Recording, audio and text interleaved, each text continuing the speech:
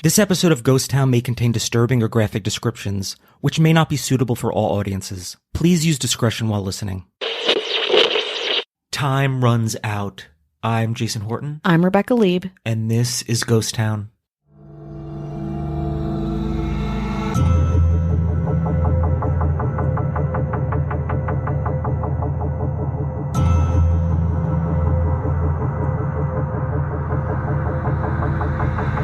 On July 28, 1996, John Kopik, a fisherman who regularly took his rig off the coast of South Devon, was having a particularly bad day on the water. His rig had been out for 10 hours and he had no luck with a good catch. So Kopik decided to go to a choppy, somewhat dangerous area of the English Channel, an area locals called the Roughs. They lowered their nets and waited, hoping to scoop up any fish they could from the murky sea floor. But what they pulled up would not be fish. It was still compact and heavy, the body of a man with a long-sleeve shirt, brown shoes and pants with the pockets turned inside out. Shocked, Kopik and his men looked for any kind of wallet or identifying factor, but there was nothing.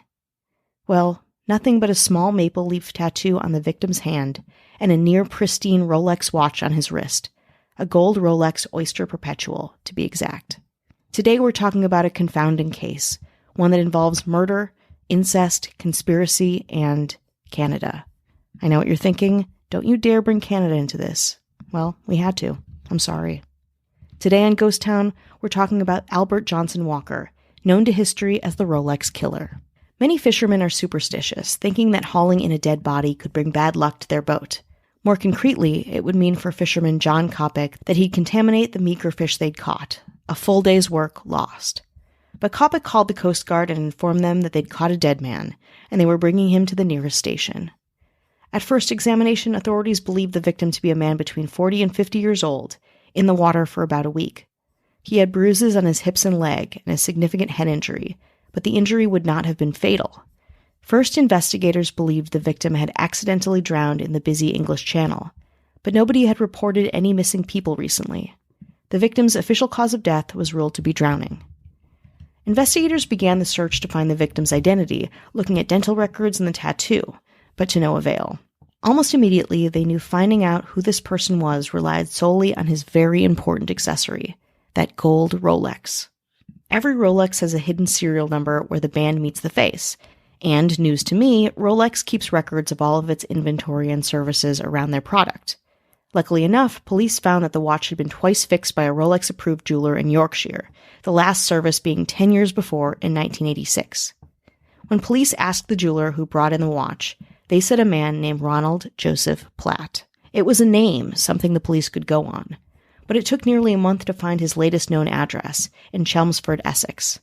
The landlord at his residence said that Ron didn't live at the address anymore, but was able to share Platt's one reference on his original lease application. Platt put down a man called David Davis, and Davis's cell was, conveniently, on the application. David Davis was a 50-year-old retired financial advisor from Canada who lived in the small village of Woodham Walter in Essex with his 21-year-old wife Noelle and their 2 young daughters. When police call Davis, he finally gives them the identity of Ronald Platt, an unmarried 50-year-old TV repairman. More than that, Davis also said that Ron was his best friend, but that he hadn't seen him in over 3 months, after lending him some money to start an electrical business in France. Ron was trying to start a new life. He had moved to Canada with his ex-girlfriend, a woman he had dated for over 13 years named Elaine Boys, but had broken up with her abruptly. After the breakup, Ron came back to England to regroup. He had grown up in Canada and loved it, hence his maple leaf tattoo, and his lifelong dream was to live there yet again. At long last, the police have some information from their call with Davis, but when they follow up again, Davis stops answering his phone. Local police, now suspicious, pay Davis a visit at his home, but get the wrong house. A helpful neighbor pointed the police to Davis's house, but, confused, said the man who lived there was not called David Davis. The man who lived there with his young wife Noelle was named Ronald Platt. Of course, this caught the detectives off guard. The man with the Rolex and maple leaf tattoo was confirmed and positively identified by Platt's own brother. So what was going on? Doing some digging, detectives found something very concerning. For the last 3 years, all of Davis's bills were paid with Platt's checks and credit cards. Some were even signed by Platt after his body was discovered on July 28th. Now the question was, Who was David Davis, and why had he assumed the identity of Ronald Platt? Investigators soon learned that the answers begin with Ron's ex, Elaine Boyes. Elaine met David Davis when she was a receptionist at a fine art auction house in London. Striking up a conversation, Elaine noticed Davis's North American accent and told him that her boyfriend grew up in Canada and always wanted to go back there. In fact, the couple were saving up to do just that. At the end of their hour-and-a-half conversation, Elaine was charmed by Davis, and Davis felt the same, offering Elaine a lucrative job as his executive assistant. When Ron Platt met David Davis, he was also charmed by Davis's ambition and warmth. Davis regaled the couple with stories about his days as a student at Edinburgh University, his rich lifestyle, his celebrity run-ins, and for a while the three were fast friends. So when Davis told Elaine and Ron that he had started a new business venture and wanted them both as directors on his board, they said sure. So Ron and Elaine were now executive directors at the Cavendish Corporation, a business dealing in fine antiques. But Davis did not join them in the position. Instead, he worked behind the scenes. When they asked Davis why he wasn't a director too, he admitted to them that he was trying to avoid his ex-wife's efforts to drain him financially. He feared that if his name was on any documents, she would try to take any profit he'd make. The two accepted that answer and kept on keeping on. Cut to Christmas of 1992, and Davis invites Ron and Elaine over for a Christmas dinner with Davis and his daughter Noelle. Noelle was a shy teenager, kind, quiet. When it was time for gifts, Davis gave the couple a big one, a life-changing one. He gave Elaine and Ron a card saying he bought them 2 tickets to Calgary, Canada, and that they would leave within the month. So when Davis wanted their driver's licenses along with stamps of their signatures for his use, the couple thought it was a good idea and would help with the strain of their absence. In February 1993, Elaine and Ron finally moved to Canada, but it was immediately a struggle. It was the dead of winter, and the two couldn't find jobs. 5 months later, the two called it quits on Canada and their relationship, with Elaine going back to the UK and Ron staying in Canada for a bit longer before returning himself. When Davis found out Ron and Elaine broke up, he was devastated. Davis urged Elaine to give Ron in Canada a second chance, but she said no. After their breakup and not working for David Davis's company anymore, Davis and Elaine Boyes drifted apart, but were still friendly. So when Davis called Elaine in late 1996 for a catch-up, she didn't think too much of it. They talked, concluded the conversation, and went about their lives. But then, police called Elaine at the tail end of 1996 to tell her that Ron had passed away. She was shocked, at first thinking he might have hurt himself after his Canadian relocation hadn't worked out. But when police started asking questions about David Davis, Elaine realized her old friend had called 3 weeks before and hadn't mentioned Ron at all. Suddenly, it dawned on Elaine. David knew Ron was dead when they had talked, and for some reason, mentioned nothing. At that point, Elaine Boyes went all in on the investigation, giving police whatever they needed to help establish when David Davis had changed his name to Ronald Platt. Investigators realized that, after attending Elaine's sister's wedding in 1993, Davis left Harrogate with his daughter and moved to Tiverton in Devon, introducing himself as Ron Platt, and introducing his daughter, now pregnant, as either Elaine Boyes or Noelle Platt. Davis also owned a sailboat that was moored in South Devon, close to where Platt's body was found. Furthermore, Davis's phone records also showed that calls were made from the same area where Ron was found during the same time in July that his death was estimated to have occurred. Although Davis told police that he hadn't seen his friend in months, when investigators interviewed witnesses, they got a different story. The two were seen together in the coastal Devon town of Totnes, just a month before Ron's death, checking into the Steam Packet Inn under the names David and Ronald Platt. Why Ron agreed to pretend his ex-boss and friend was his brother, nobody truly knows. But either way, Ronald was clearly already in grave danger. On October 31st, 1996, police show up at David Davis's home, and despite trying to make a quick getaway in a cab, they arrested him and charged him with murder and fraud. Now, with Davis in custody, Noelle, her daughter, and a second daughter are brought in for questioning. But before she's taken away in a police vehicle, Noelle asked police if she could pack a diaper bag. Police agree, but when officers go through the diaper bag, what they find weren't items for a 3-year-old or a 6-month-old child. No, they found 4,000 pounds and 2 bars of pure gold. And in Noelle's purse, investigators also found credit cards and documents belonging to Ronald Platt and his girlfriend, Elaine Boyes. They also found the little girl's birth certificates, which listed the parents as Ronald Platt and Elaine Claire Boyes, otherwise Noelle Platt. When police confronted Noelle about her different identity, she explained that she needed care while pregnant, and Davis suggested she use Elaine Boyd's identity to further use her health insurance. As the questioning continued, Noelle broke down, revealing that she was not really Davis's wife after all, but his daughter. When news on this broke, the community was shocked, as the two were very convincing as husband and wife, at least outwardly. And the father of Noelle's kids? She would not say. The Davises' home was searched, and officials found $30,000 worth of British pounds and Swiss francs, US dollars, keys to storage lockers, gold bars, and paintings. They also discovered that in the month leading up to Ron's murder, Davis had bought over 60,000 pounds worth of gold bullion. But even more important to the investigation, officers found a small receipt from a shop called Sport Nautique in Dartmouth. And among other items purchased was a 10-pound galvanized zinc plow anchor, purchased for almost £3 on July 8th, less than 2 weeks before Ron drowned. Surprising nobody, the anchor was paid for with a credit card in Ronald Platt's name. John Kopic, the fisherman who found Platt's body, confirmed that there was an anchor tangled up in the same net that they found Platt, but that he had given it to a friend. The friend had given it to his mother to sell, and authorities quickly found the anchor and compared it to bruises on Platt's body. And guess what? They matched. Then police set out to search Davis's 24-foot yacht, the Lady Jane. Inside the cabin, they found a Sport Nautique bag and all other items that were also on the receipt recovered in Davis's home. All the items were there except for that anchor. Also, Platt's own fingerprint was found on the bag. Forensic examiners recovered blood and 3 dark brown hairs that DNA testing revealed to belong to Ronald Platt and were removed forcibly. This proved without a doubt that Ron had been on the Lady Jane and Davis had knocked Ron unconscious before throwing him overboard. Furthermore, David Davis's GPS on the Lady Jane read that the boat had switched off at 3.8 nautical miles from where Ron Platt's body resurfaced. Finally agreeing to cooperate after mounting evidence against her and Davis, Davis's wife/daughter confirmed that on July 20th, 1996, David Davis left their holiday rental in Totnes and went out on his yacht alone. Finally, the Rolex in Platt's arm, the big piece of the puzzle as to what happened to Ronald Platt, provided another huge point of information.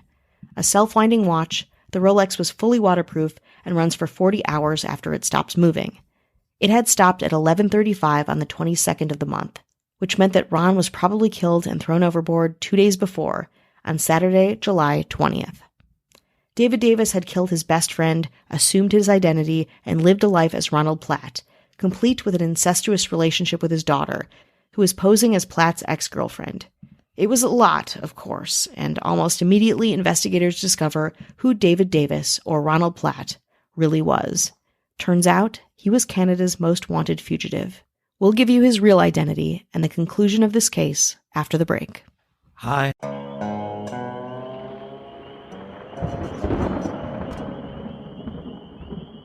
I wanted to tell you about our podcast, Drew Blood's Dark Tales, hosted by me, Drew Blood. We're a weekly storytelling podcast where you'll hear hand-picked horror from our favorite authors, accompanied by full audio production and performed by yours truly. I invite you to search for Drew Blood's Dark Tales on Apple Podcasts, Google Podcasts, Spotify, or wherever else you do your listening. And subscribe for longer episodes each and every week.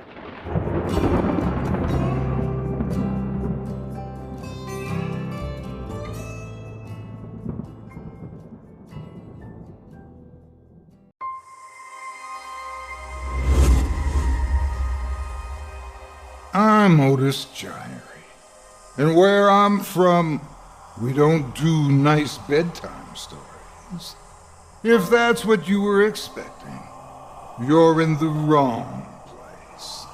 However, if it's terrifying tales you're after, well then, I've got just the thing for you. Here on Scary Stories Told in the Dark, we bring you immersive original tales about malicious monsters, deadly deals with demons, and the gruesomely grotesque.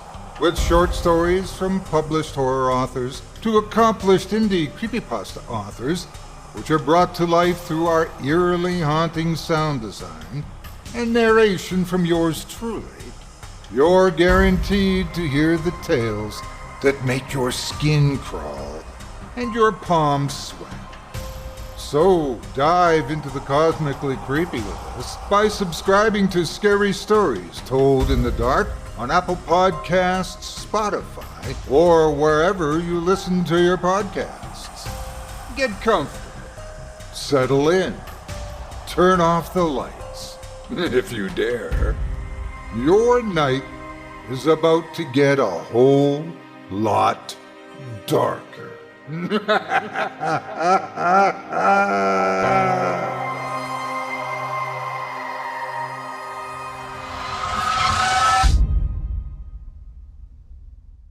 Hello, how are you? Hello. How are you doing? How's it going out there? How's it going out there? How's it going out there? No? I don't think so. That's bad. Yeah. I take it back. We want to say hello to anyone who's listening, spreading the good word of Ghost Town. Absolutely. Supporting the show. Thank you so much. Thank you. We've gotten so many amazing comments after our Chateau Marmont episodes and beyond. If you haven't listened to those yet, you're really missing out.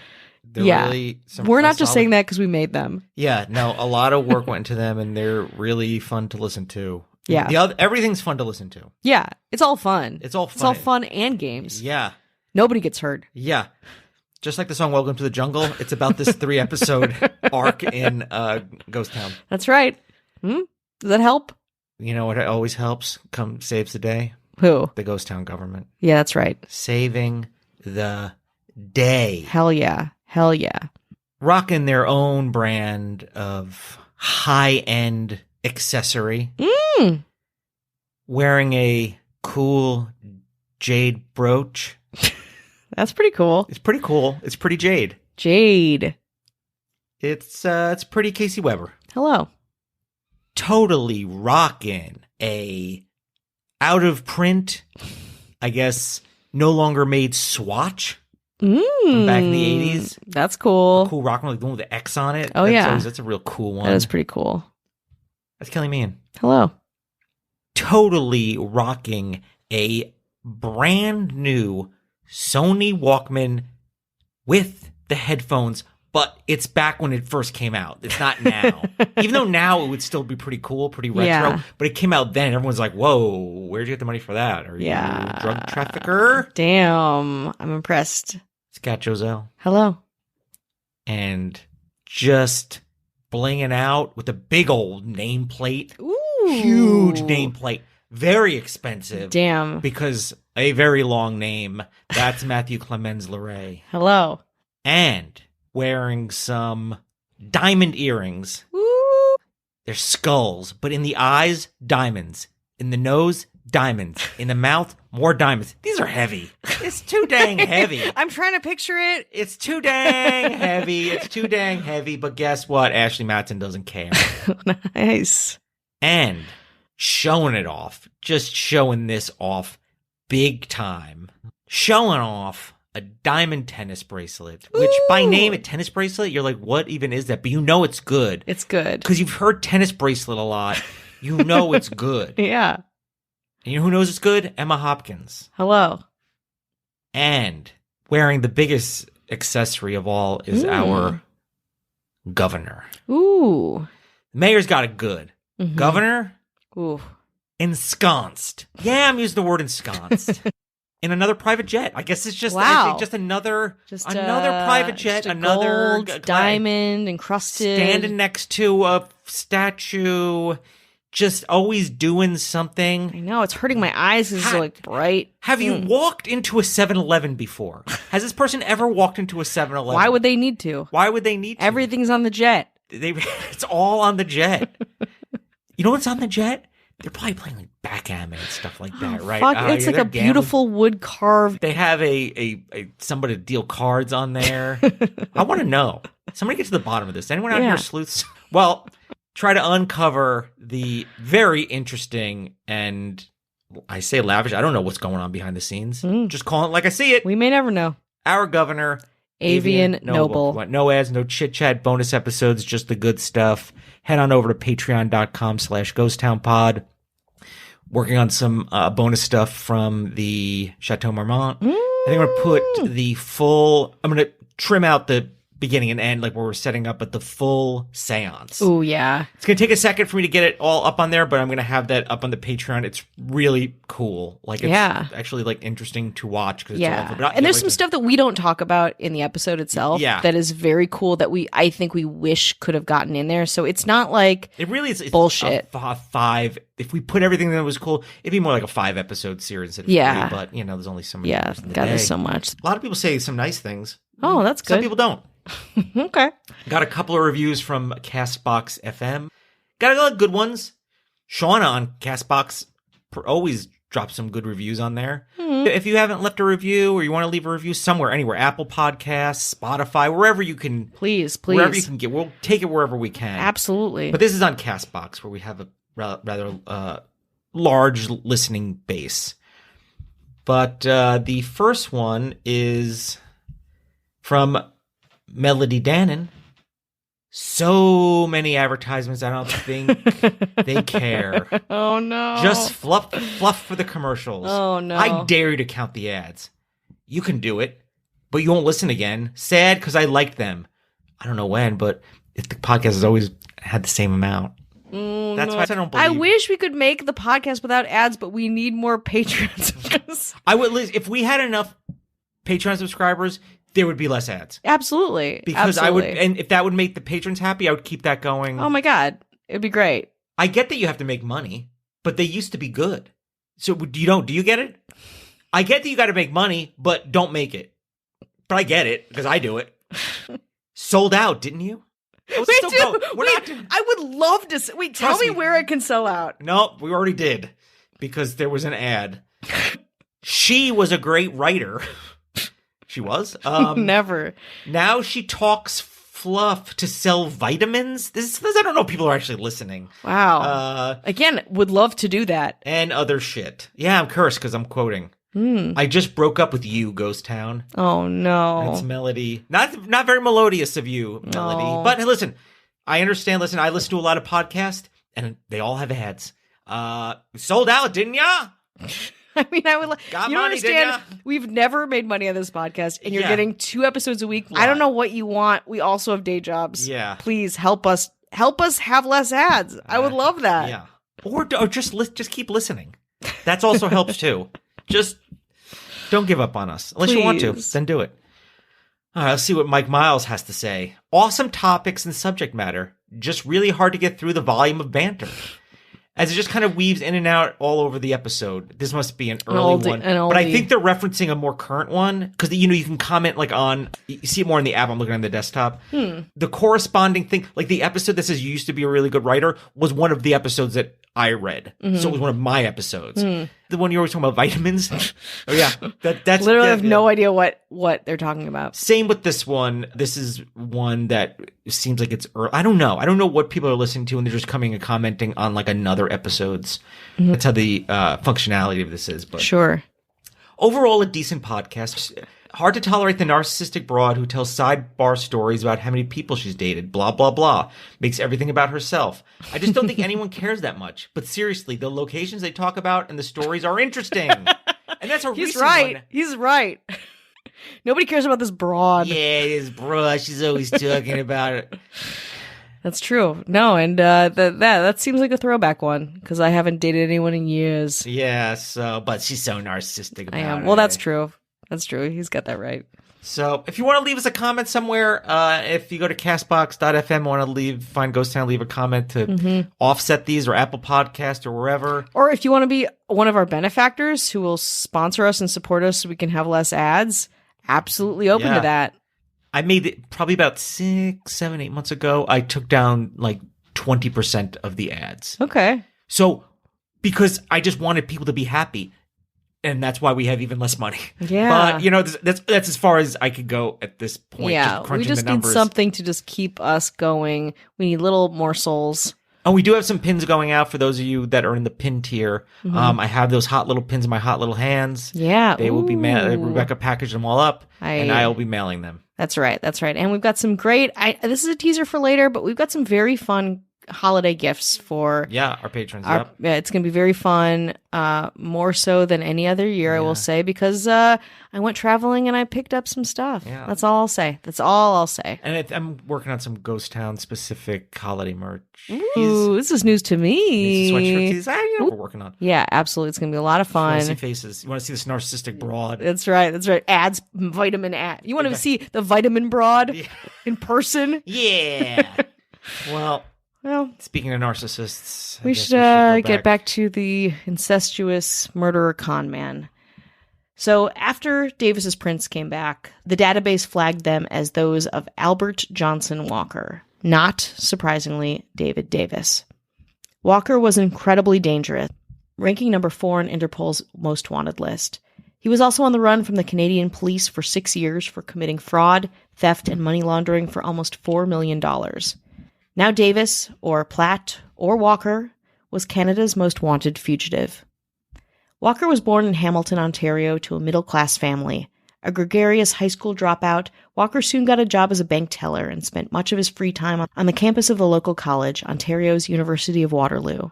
That's where he met Barbara MacDonald, and after a couple of days, proposed to her. They married in 1968 and started a family in Ontario, eventually having 3 girls named Jill, Sheena, and Heather, and 1 boy named Duncan. The couple started doing tax returns and opened their own bookkeeping business, which thrived, evolving into a robust business with 6 branches and over 30 employees. Walker loved having that money, but also loved church, and his life began having a bit of a dichotomy between church choir and buying luxury cars, jet-setting, and caring for his young family. But then Walker's ethics took a permanent turn for the worst.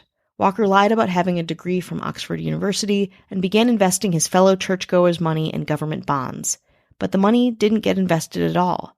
Instead, it was transferred to offshore accounts he held in the Cayman Islands and Switzerland. He began cheating on his wife, and eventually Barbara asked for a divorce. Walter moved out and took all 4 children with him, which began a bitter battle with Barbara. Only his 2 oldest kids, Sheena and Jill, stayed with Walker. That is, until Walker paid for 18-year-old Jill to get breast implants and got 15-year-old Sheena birth control pills. Barbara was livid and restricted access to their 2 younger kids. Furious, Walker stalked their home and kicked in their front door. When Barbara called the police, Walker was arrested for destruction of property and had his fingerprints taken, prints that would eventually lead to the discovery of his real identity. In 1990, Walker started feeling the heat from his bad investments and fled Canada with his 15-year-old daughter, Sheena. When Barbara realized what had happened, she called the police, who followed Walker's trail to the Ritz Hotel in England. But that's when Walker's trail went cold, as he started going by David Davis, the name of an old Canadian colleague and investor that bore a striking resemblance to Walker himself. Walker managed to steal Davis's birth certificate and his national security number from his investment paperwork, and started calling his daughter Noelle. In 1991, Davis met Ron Platt and thought this would be a new, ideal target. After all, David Davis still linked him to his original identity, Albert Walker. With Ron and Elaine in Canada, and Walker in the UK, it seemed perfect, and the new Ron and his new wife, Noelle, lived lavishly, buying a yacht named the Lady Jane and starting their own family. That is, until Ron came back in 1995. With 2 Ronald Platts in England, Walker knew he had limited time to make 2 Ronalds, just one again.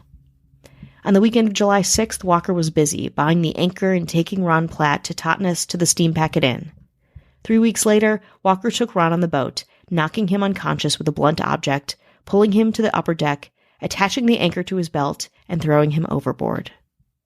Albert Johnson Walker's murder trial started in April 1998, almost 2 years after Ron Platt's death. When Walker was arrested, his daughter Sheena returned to Canada with her kid, finally reuniting with her mother in Ontario, and only flying back to testify against her father. To this day, Sheena refuses to comment on the father of her children, or have any further DNA testing done. When Walker himself took the stand, he said Sheena begged to go with him, and that he was a fraudster, but not a murderer. As for the blood found on the Lady Jane, Walker claimed that Ron had bumped his head when they were out fishing. But nobody believed it. Albert Johnson Walker was found guilty and sentenced to life in prison with 15 years without the possibility of parole. Quote, "It was nothing personal," Walker told CTV's W5 in 1998. "My marriage was falling apart. My business was falling apart. We were headed into a deep recession. So I took some money and left." With Walker in prison, the hunt to track down the millions of dollars he embezzled was in full force. In 2000, £500,000 of embezzled money was recovered, and authorities suspected that there's another £150,000 worth of gold bars hidden somewhere. In 2007, Walker was transferred to Canada, where he was sentenced to 4 years for 19 fraud-related crimes. But shockingly, in June of 2023, Walker was granted parole, having served 26 years in prison. Walker is barred from working in the financial industry and from contacting his children or grandchildren, and from having contact with female kids under the age of 16, or using any other name than his own. According to parole board papers reported on by the Canadian press, Albert Walker had been taking computer lessons and learning about internet safety during his time behind bars. What he does with it now that he's been out, now about 5 months, is a terrifying thought.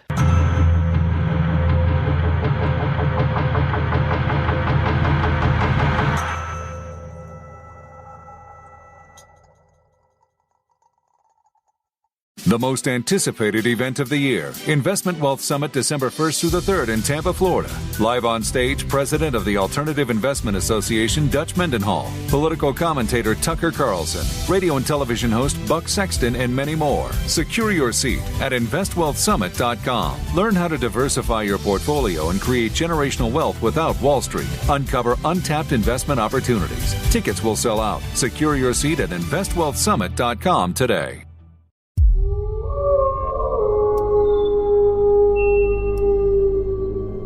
Listen closely. I might just know what you're looking for. Maybe it's a little bit more excitement in your life.